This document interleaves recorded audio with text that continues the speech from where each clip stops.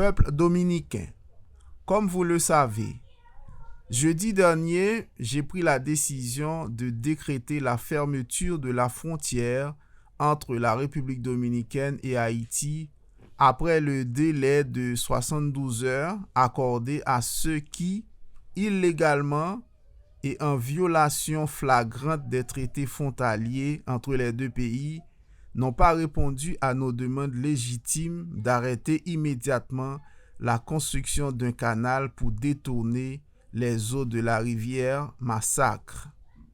Respectant toujours l'engagement de maintenir une respectabilité permanente envers les citoyens, je souhaite aujourd'hui répondre brièvement et simplement à 3 questions sur la situation actuelle à la frontière avec Haïti. Comment en sommes-nous arrivés là? Pourquoi avons-nous agi?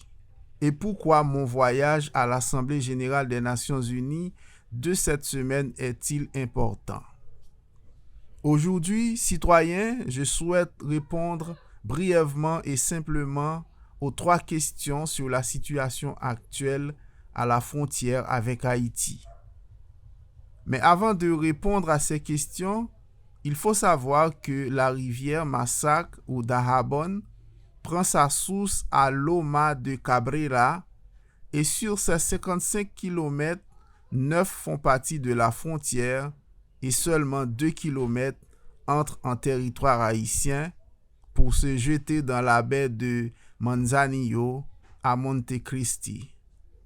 C'est dans ce petit coin d'Haïti qu'il tire et il est bon de rappeler que 88% de son flux transite par notre territoire.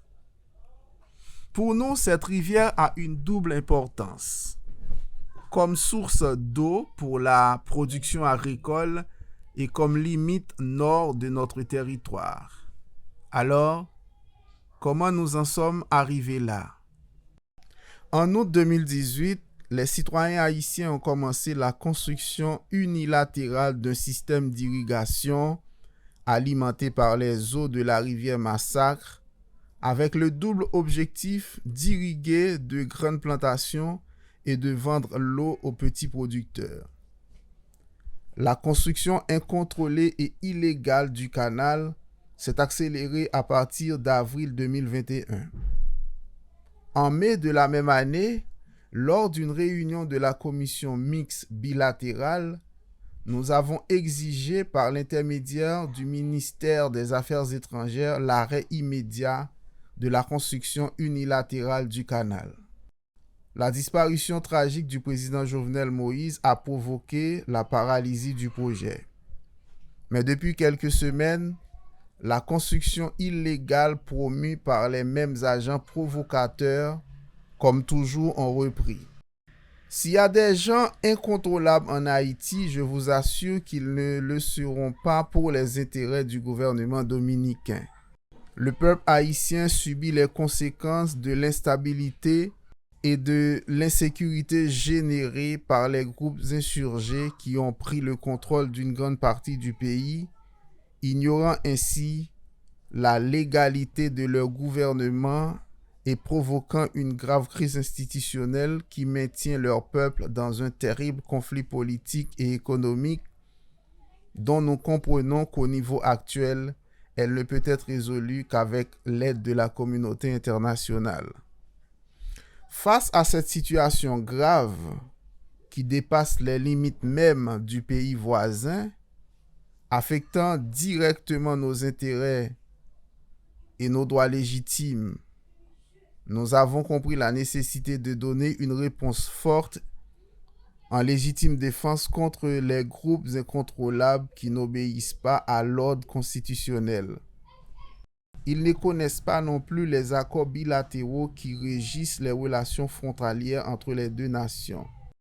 La Constitution de la République dominicaine, que j'ai juré de respecter et de faire respecter, consacre inviolablement à notre territoire et nous oblige à réglementer l'utilisation durable et la protection des rivières frontalières en respectant les principes contenus dans le traité de paix, d'amitié et d'arbitrage de 1929, et le protocole de révision de 1936.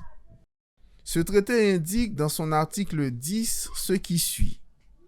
Étant donné que les rivières et autres cours d'eau naissent sur le territoire d'un État et traversent le territoire d'un autre, ou servent de frontière entre les deux États, les deux parties contractantes s'engagent à ne pas effectuer ou consentir à tout travail susceptible de modifier le courant de ceux-ci et d'altérer le produit de leur source.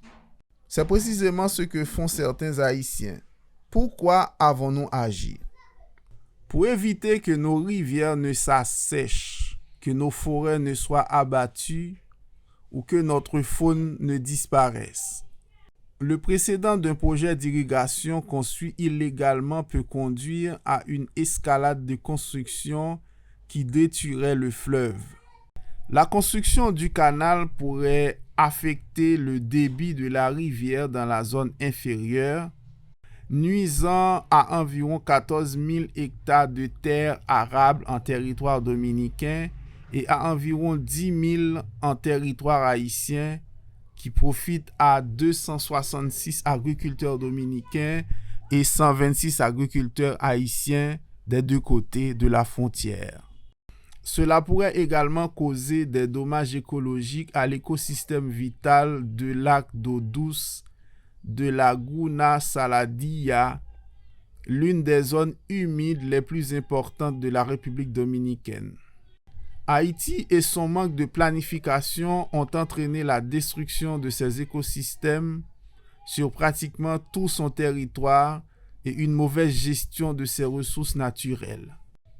Et de cette situation naissent des actions comme celle-ci, désordonnées et sans planification sur la rivière Massacre. La République dominicaine a le droit de prendre des mesures nécessaires pour garantir nos droits sous la protection de nos lois et conformément aux accords internationaux signés en matière frontalière. Notre objectif est d'assurer la sécurité et l'intérêt national, ainsi que de protéger nos rivières, notre environnement et notre production nationale. En signe de notre ferme décision d'empêcher cela, nous avons suspendu la délivrance des visas. Nous interdisons aux promoteurs de projets d'entrée dans le pays.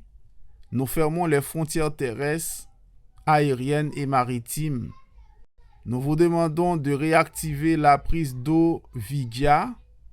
Nous avons ordonné la construction du barrage Don Miguel et nous avons renforcé la présence militaire tout au long de la frontière. Les mesures resteront en vigueur jusqu'à l'arrêt définitif du canal en construction. Et il ne s'agit pas d'un conflit entre deux peuples, car ni le peuple dominicain ni le peuple haïtien ne veulent la confrontation. Ce que notre peuple a montré, c'est le désir de vivre en paix. Nous ne souhaitons ni ne cherchons la confrontation, mais nous sommes confrontés à des personnes incontrôlables qui entretiennent l'insécurité en Haïti et qui, en raison de leurs intérêts privés, conspirent désormais également contre la stabilité de leur gouvernement et la sécurité de nos ressources en eau. La situation à notre frontière est sous contrôle. La population peut être rassurée, car il n'y a aucune menace pour le développement de ses activités quotidiennes sur l'ensemble du territoire. La paix et la sécurité en République dominicaine sont garanties. Mais nous devons rappeler qu'en plus de cette situation actuelle, nous avons également une tâche permanente: sensibiliser la communauté internationale pour qu'elle vienne en aide à Haïti. C'est pourquoi mon voyage de cette semaine est important, car la solution définitive est là et non ici. Le problème d'Haïti non plus en Haïti, il est entre les mains de la communauté internationale. Je le dis depuis ma première comparution devant l'Assemblée générale de l'ONU en septembre 2021 et je le répéterai maintenant dans ma prochaine intervention. Il n'y a pas de solution dominicaine au problème haïtien. On ne peut pas nous demander plus que ce que nous faisons. Nous continuerons à apporter notre soutien, mais sans oublier que notre principale responsabilité est de défendre les intérêts du peuple dominicain. C'est ainsi que nous avons toujours procédé, c'est ainsi que nous le faisons, et soyez rassurés. C'est ainsi que nous avons procédé, c'est ainsi que nous le faisons, et soyez rassurés que c'est ainsi que nous continuerons à le faire.